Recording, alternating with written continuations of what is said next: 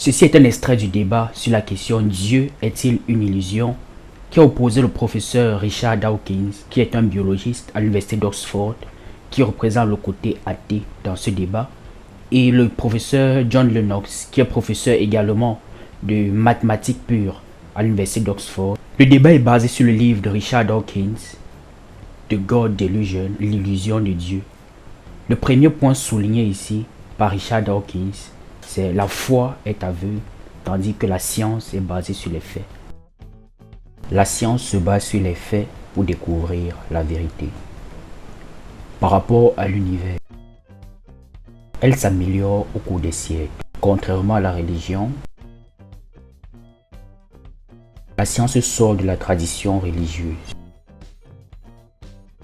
La religion nous enseigne à être satisfait de est-ce que c'est du manque de faits? Non, c'est plutôt du manque de compréhension. Je pense que lorsque tu considères la beauté du monde et tu te demandes comment cela est venu à l'existence, tu es naturellement submergé par un sentiment de haut, un sentiment d'admiration. Et tu as presque le désir de vouloir adorer quelque chose. J'ai aussi ce désir. Je reconnais également que d'autres scientifiques comme Carl Sagan et même Einstein a eu ce sentiment. Tous partageons une sorte de révérence religieuse pour la beauté de l'univers, la complexité de la vie, la grandeur du cosmos et la grandeur des temps géologiques.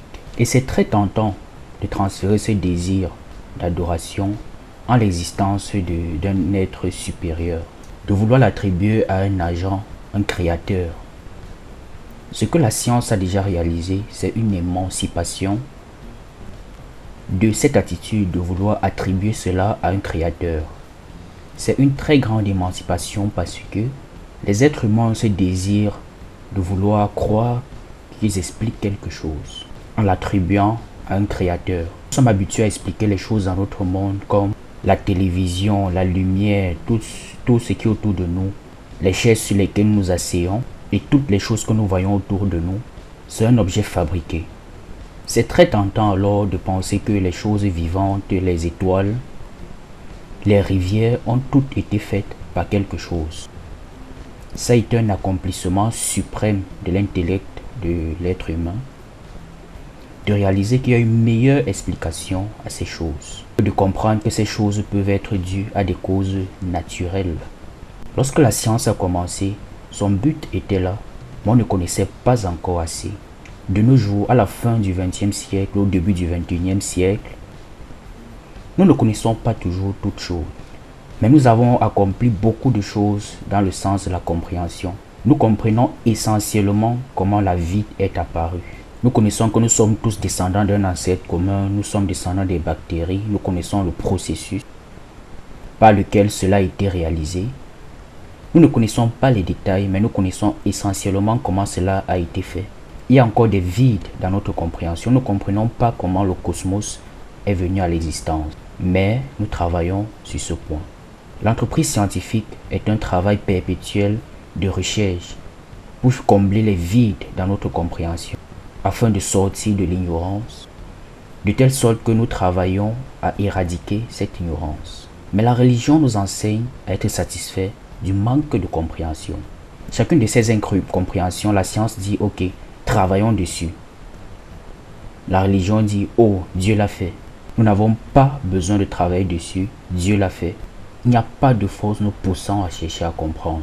La religion stoppe la quête de la compréhension parce que la religion donne une compréhension apparemment facile, comme nous le verrons plus tard. Et elle empêche ainsi l'évolution des travaux sur ces questions. Maintenant, le professeur Lennox.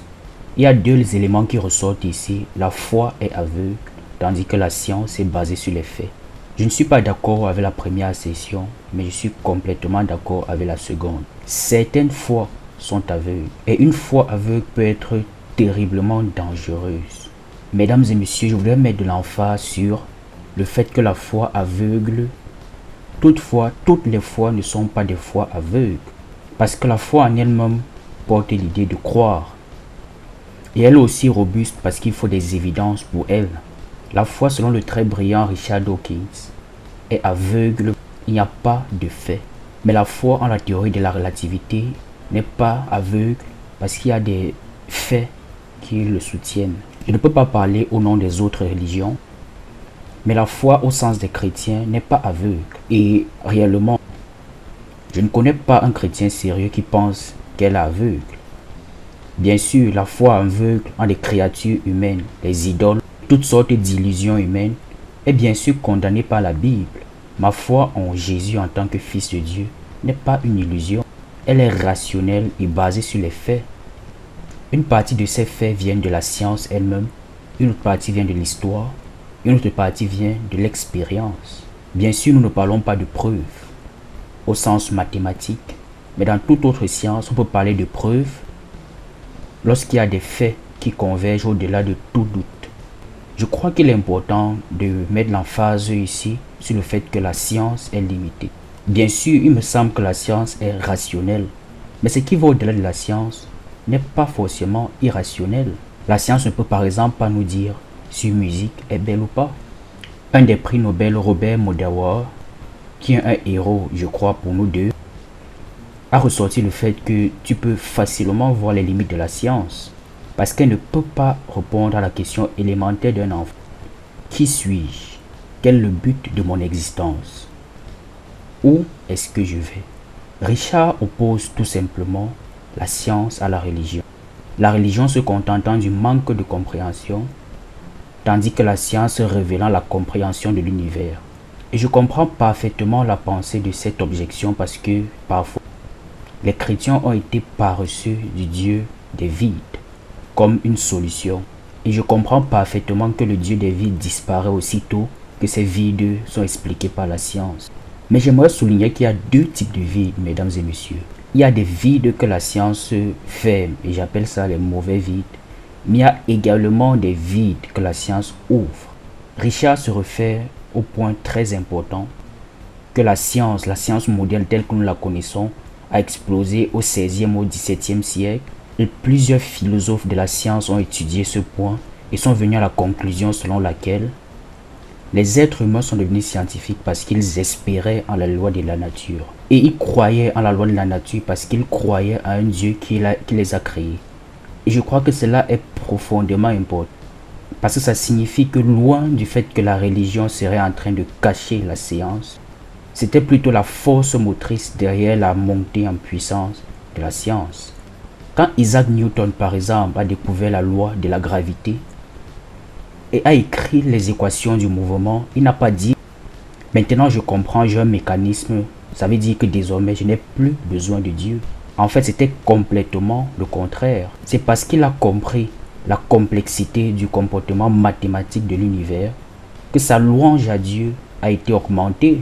J'aimerais suggérer à Richard de soulever ce point parce que tu confonds le mécanisme avec l'agent qui en est l'auteur.